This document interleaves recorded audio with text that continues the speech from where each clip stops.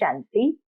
आज 7 मई 2024 के बाबा के अनमोल मधुर महावाक्य सुनेंगे। आज की मुरली में बाबा कहे, बच्चों की खुशी कभी कभी गायब हो जाती है और उसका मुख्य कारण है कि जब याद में बैठते हो तो बुद्धि स्थिर नहीं, बाहर भटकती रहती है, तो स्थायी खुशी हो नहीं सकती। दूसरा कारण बाबा ने बताया कि माया का तूफान दीपक को बहुत हैरान करते हैं।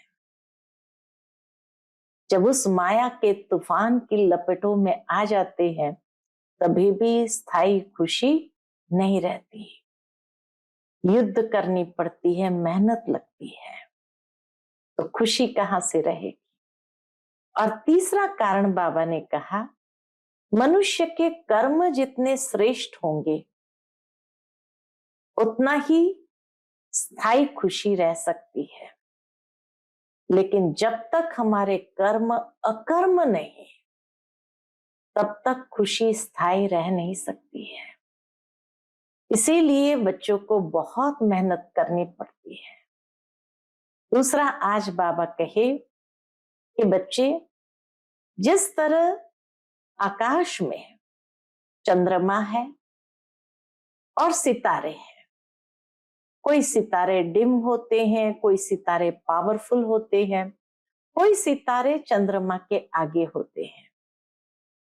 तो बाबा कहे, जो बच्चे सितारे बन चंद्रमा के आगे रहते हैं, निरंतर याद में रहते हैं, बाबा की करंट भी उन आत्माओं को मिलती है।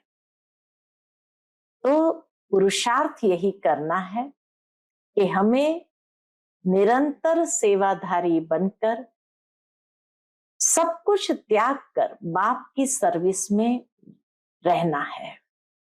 वही प्यारे लगते हैं और दिल पर भी चढ़ते हैं, जिसमें कोई आसक्ति न हो।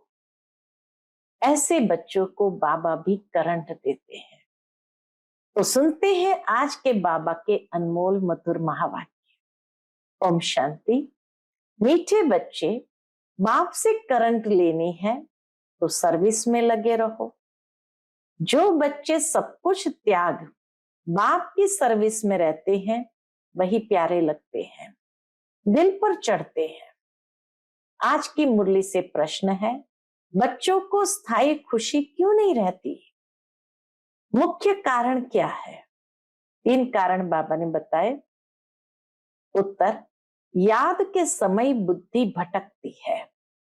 स्थिर बुद्धि न होने के कारण खुशी नहीं रह सकती। दूसरा, बाबा कहे, माया के तूफान दीपकों को हैरान कर देते हैं। और तीसरा, बाबा कहे, जब तक कर्म अकर्म नहीं बनते तब तक खुशी स्थायी नहीं रह सकती है।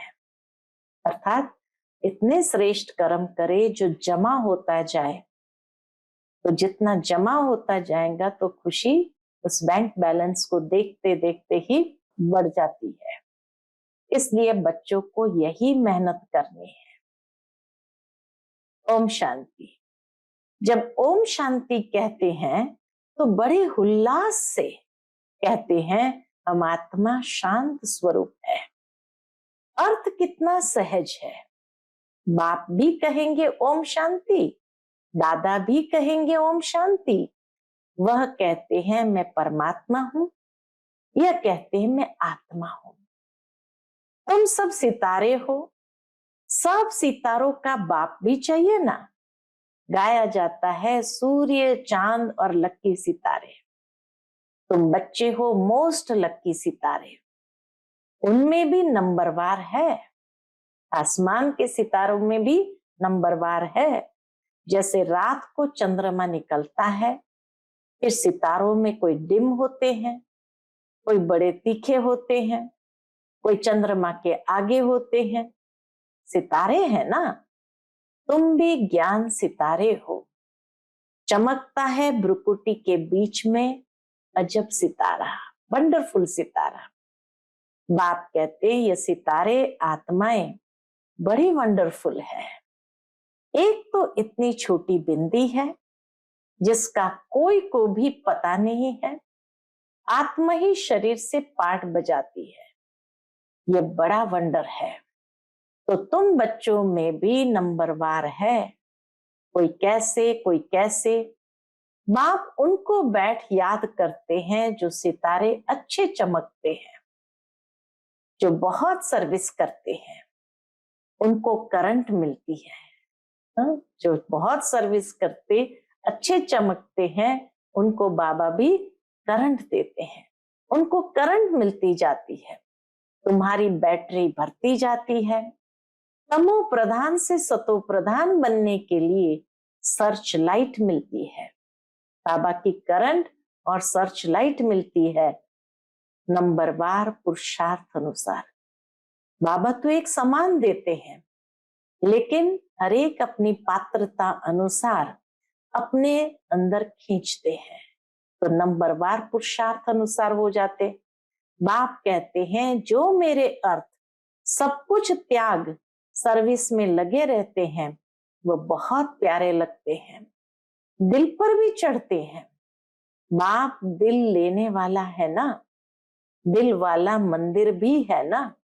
अब दिल वाला या दिल लेने वाला मंदिर, किसकी दिल लेने वाला? तुमने देखा है ना, प्रजापिता ब्रह्मा बैठा है ना, जरूर उनमें शिव बाबा की प्रवेशता है। और फिर तुम देखते भी हो ऊपर में स्वर्ग की स्थापना भी है, नीचे बच्चे तपस्या में बैठे हैं।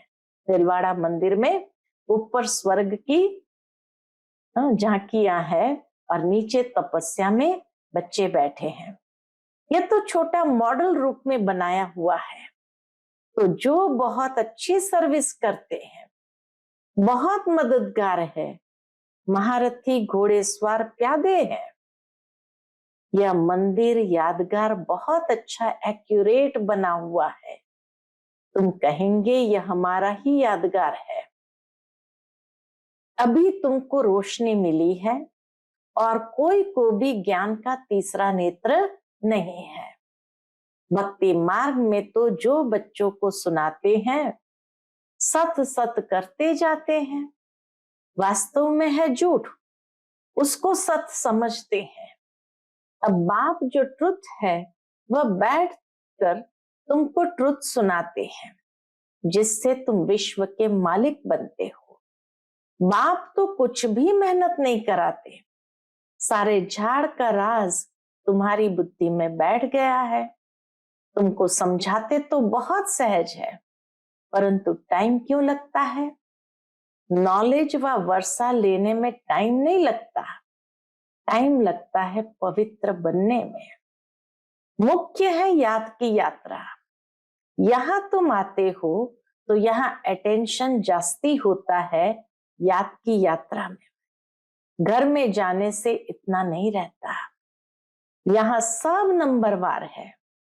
कोई तो यहाँ बैठे होंगे, बुद्धि में यही नशा होगा हम बच्चे हैं, वह बाप है, बेहद का बाप और हम बच्चे बैठे हैं। तुम बच्चे जानते हो, क्या जानते हो? बाप इस शरीर में आया हुआ है, दिव्य दृष्टि दे रहे हैं, सर्विस कर रहे हैं। बाबा भी कितनी सर्विस करते हैं। तो उस एक को ही याद करना चाहिए और कोई तरफ बुद्धि जानी नहीं चाहिए। संदेशी पूरी रिपोर्ट दे सकती है किसकी बुद्धि बाहर भटकती है, कौन क्या करता है, किसको झुटका आता है, सब बता सकती है। जो सितारे अच्छे सर्विसेबल है उन्हों को ही देखता रहता हूं। बाबा भी किनको देखता है? जो अच्छे सर्विसेबल सितारे हैं उन्हों को ही देखता रहता हूं। बाप का लव है ना, स्थापना में मदद करते हैं। हु बहु कल्प पहले मिसल ये राजधानी स्थापन हो रही है, अनेक बार हुई है। यह तो ड्रामा का चक्र चलता रहता है, इसमें फिक्र की भी कोई बात नहीं रहती। बाबा के साथ है ना तो संग का रंग लगता है, फिक्र कम होती जाती है, यह तो ड्रामा बना हुआ है। बाप बच्चों के लिए स्वर्ग की राजधानी ले आए हैं। सिर्फ कहते हैं, मीठे मीठे बच्चों, पतित से पावन बनने के लिए बाप को याद करो। अब जाना है स्वीट होम, जिसके लिए ही तुम भक्ति मार्ग में माथा मारते हो, परंतु एक भी जा नहीं सकते। अब बाप को याद करते रहो और क्या करो, और स्वदर्शन चक्र फिराते रहो। अलफ और बे, बाप को याद करो और 84 का चक्र फिराओ। आत्मा को 84 के चक्र का ज्ञान हुआ है। रचयिता और रचना के आदि मध्य अंत को कोई भी नहीं जानते हैं। तुम जानते हो, सो भी नंबरवार पुरुषार्थ अनुसार। सुबह को उठकर तुम बुद्धि में यही रखो, अब हमने 84 का चक्र पूरा किया है, अब वापस जाना है, इसलिए अब बाप को याद करना है, तो तुम चक्रवर्ती बनेंगे। ये तो सहज है ना, परंतु माया तुमको भुला देती है। माया के तूफान है ना, वह दीपकों को हैरान कर देती है। माया बड़ी दुस्तर है, इतनी शक्ति है जो बच्चों को भुला देती है। वह खुशी स्थायी नहीं रहती है। तुम बाप को याद करने बैठते हो, बैठे बैठे बुद्धि और तरफ चली जाती है। ये सब है गुप्त बातें। कितनी भी कोशिश करेंगे परंतु याद कर नहीं सकेंगे। फिर कोई की बुद्धि भटक भटक कर स्थिर हो जाती है, कोई फट से स्थिर हो जाते हैं, कोई से तो कितना भी माथा मारो तो भी बुद्धि में ठहरता नहीं है। इसको माया की युद्ध कहा जाता है। कर्म अकर्म बनाने के लिए कितनी मेहनत करनी पड़ती है। वहां तो रावण राज्य ही नहीं तो कर्म विकर्म भी नहीं होते। माया होती ही नहीं जो उल्टा कर्म कराए। रावण और राम का खेल है। आधा कल्प है राम राज्य, आधा कल्प है रावण राज्य। दिन और रात, संगम युग पर सिर्फ ब्राह्मण ही होते हैं।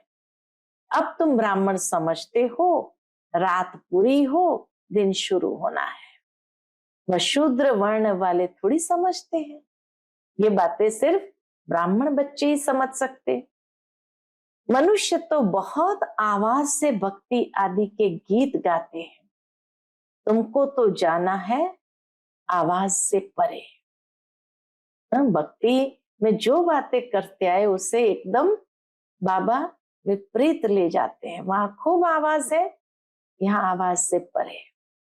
वहां सत्संग में जो भी बातें सुनाई सत सत करते गए, जबकि वो सत नहीं थी। और यहाँ ट्रुथ बाप जो आकर के बताते हैं उसको धारण करना है। वहां सिर्फ कन रस है, यहाँ मन रस है। तो बाबा कहे, तुमको तो जाना है आवाज से परे। तुम तो अपने बाप की ही याद में मस्त रहते हो। आत्मा को ज्ञान का तीसरा नेत्र मिला है। आत्मा समझती है, अब बाप को याद करना है। भक्ति मार्ग में शिव बाबा तो करते आए। शिव के मंदिर में शिव को बाबा जरूर कहते हैं, ज्ञान कुछ भी नहीं। अब तुमको ज्ञान मिला है, वह शिव बाबा है, उनका यह चित्र है, वह तो लिंग ही समझते हैं। अब तुमको तो ज्ञान मिला है, वह लिंग के ऊपर जाकर लोटी चढ़ाते हैं। अब बाप तो है निराकार, निराकार के ऊपर लोटी चढ़ाएंगे, वह क्या करेंगे? साकार हो तो स्वीकार भी करें।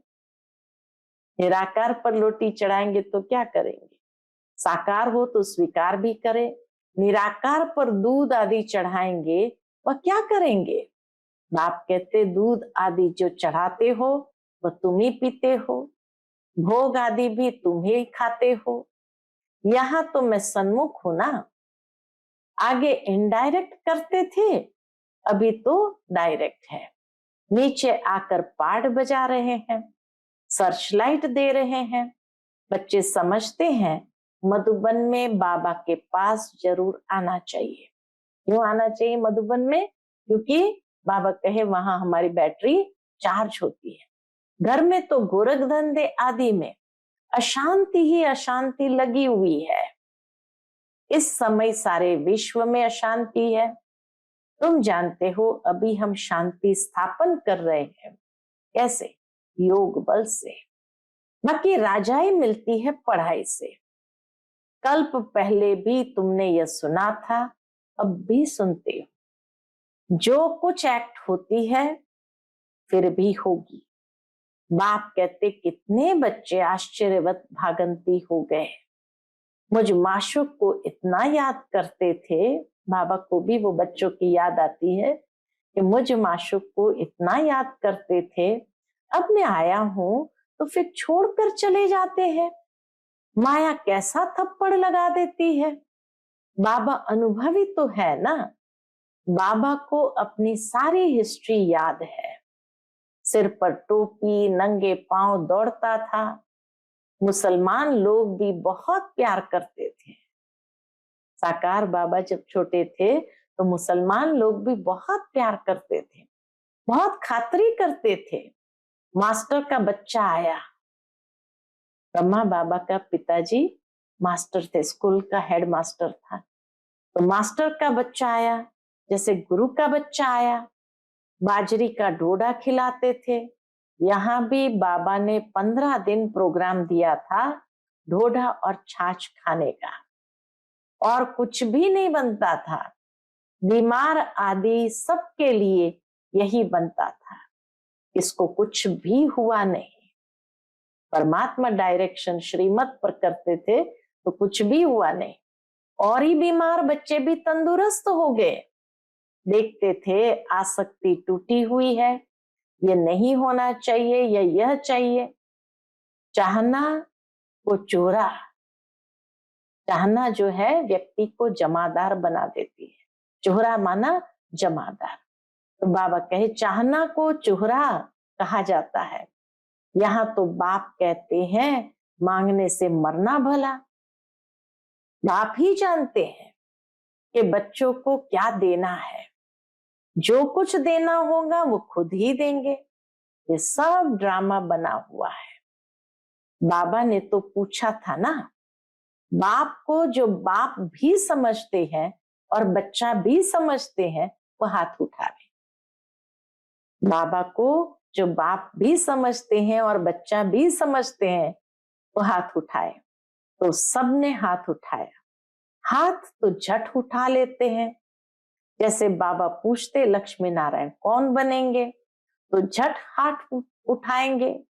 ये पारलौकिक बच्चा भी जरूर ऐड करते हैं। बाबा कहे ये पारलौकिक बच्चा भी जरूर ऐड करते हैं। ये तो माँ बाप की बहुत सेवा करते हैं।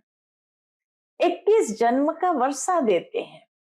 बाप जब वानप्रस्थ में जाते हैं तो फिर बच्चों का फर्ज है बाप की संभाल करना। वह जैसे सन्यासी बन जाते हैं।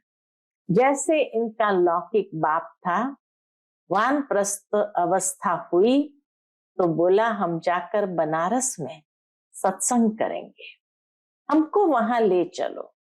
बाबा हिस्ट्री सुनाते हैं, तुम हो ब्राह्मण, प्रजापिता ब्रह्मा कुमार कुमारियां। प्रजापिता ब्रह्मा है, ग्रेट ग्रेट ग्रैंडफादर। सबसे पहला पत्ता है मनुष्य सृष्टि का। इनको ज्ञान सागर नहीं कहा जाता। न ब्रह्मा विष्णु शंकर ही ज्ञान के सागर है। शिव बाबा वह है बेहद का बाप। तो उनसे वर्षा मिलना चाहिए ना। वह निराकार परम पिता परमात्मा कब कैसे आया, उनकी जयंती मनाते हैं, ये कोई को पता नहीं। ये तो गर्भ में नहीं आते हैं, समझते हैं मैं इनमें प्रवेश करता हूं। बहुत जन्म के अंत में वानप्रस्थ अवस्था में मनुष्य जब संन्यास करते हैं तो उनकी वानप्रस्थ अवस्था कही जाती है। तो अब बाप तुमको कहते हैं, क्या कहते हैं, बच्चे तुमने पूरे 84 जन्म लिए, यह है बहुत जन्म के अंत का जन्म। हिसाब तो जानते हो ना। तो मैं इनमें प्रवेश करता हूं। कहां आकर बैठता हूं? इनकी आत्मा जहां बैठी है उनके बाजू में जाकर बैठता हूं। जैसे गुरु लोग अपने शिष्य को बाजू में गद्दी पर बिठाते हैं, इनका भी स्थान यहाँ है, भ्रुकुटी के मध्य में। मेरा भी यहाँ है। कहता हूं, हे आत्माओं, माम एकम याद करो। बाबा कहते हैं, हे आत्माओं, माम एकम याद करो तो पाप विनाश हो जाएंगे। मनुष्य से देवता बनना है ना, यह है राजयोग। नई दुनिया के लिए जरूर राजयोग चाहिए। बाप कहते, मैं आया हूं आदि सनातन देवी देवता धर्म का फाउंडेशन लगाने। गुरु लोग अनेक है, सतगुरु एक है, वही सत्य है, बाकी तो सब झूठ है। तुम जानते हो, एक है रुद्र माला, दूसरी है वैजयंती माला विष्णु की। उसके लिए तुम पुरुषार्थ करते हो। वैजयंती माला में जाने के लिए पुरुषार्थ करते हो। बाप को याद करो तो माला का दाना बनेंगे।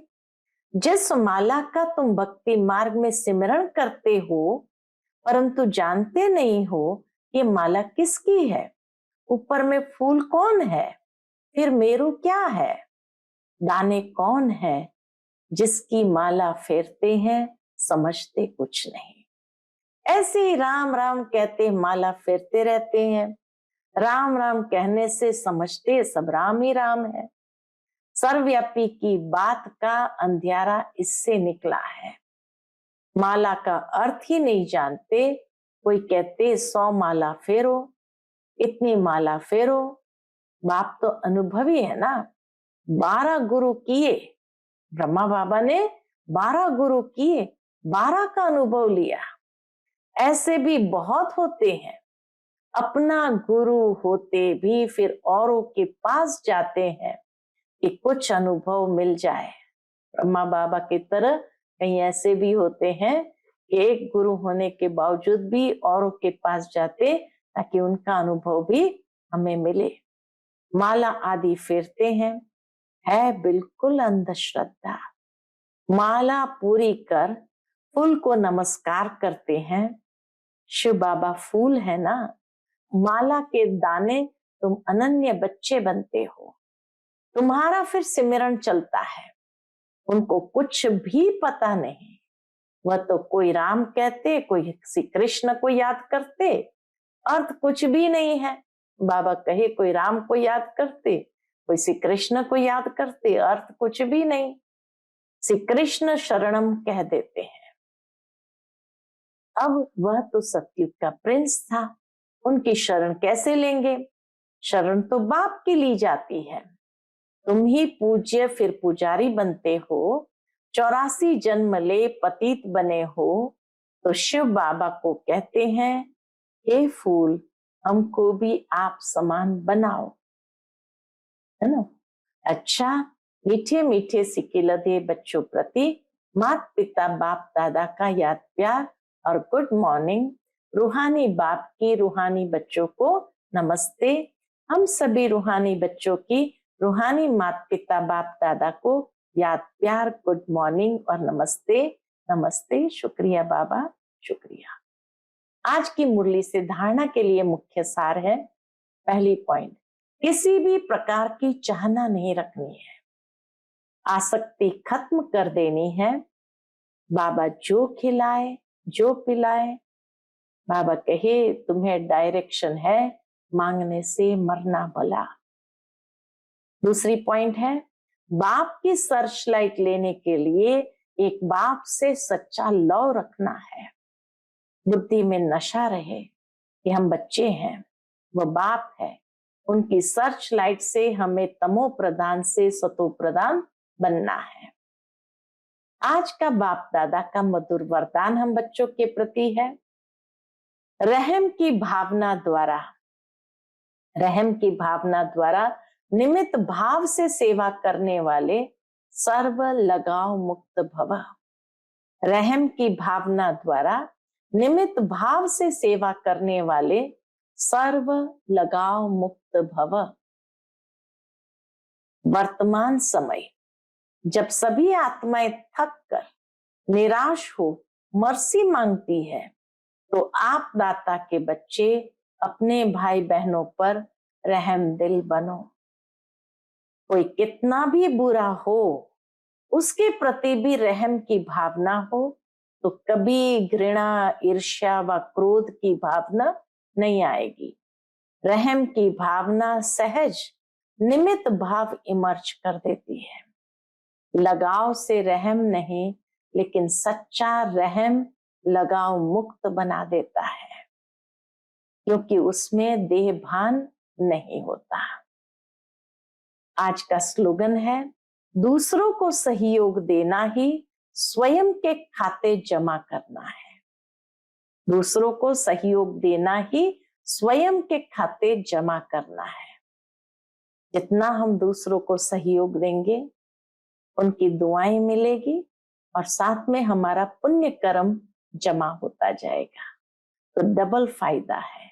इसलिए बाबा कहे, दूसरों को सहयोग देना ही स्वयं के खाते जमा करना है। शांति, ओम शांति।